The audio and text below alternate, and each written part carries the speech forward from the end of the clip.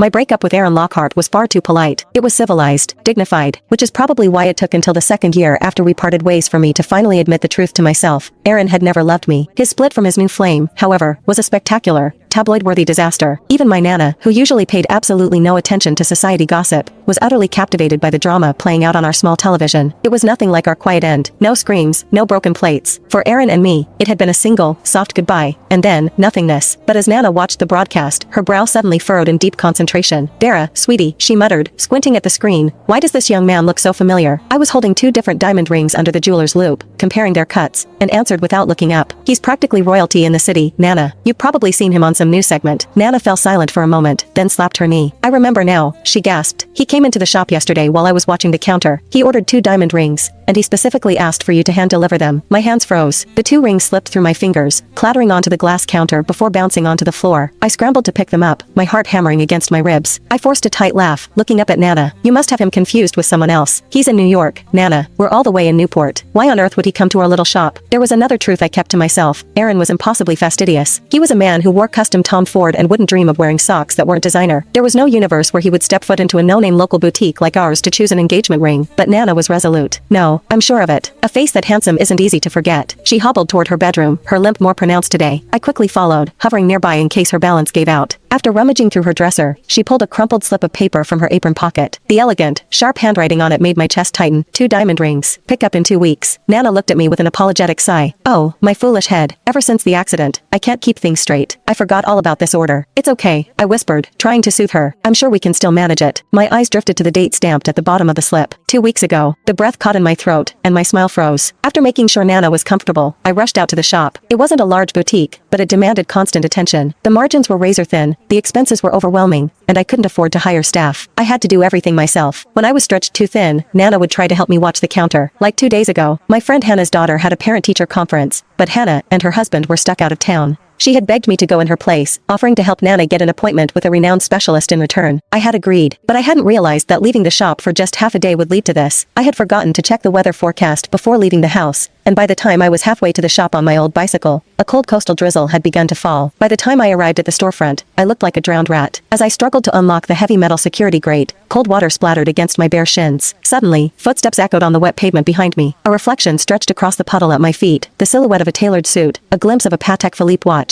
and a man impatiently tapping the handle of an umbrella. I turned around slowly, already knowing who I would see. Aaron stood there, his lips pressed into a thin, displeased line. "So this is your shop," he said, his voice carrying that familiar, low-frequency judgment. "You told me you wanted to take the world by storm. Is this the grand result?" I forced a professional smile.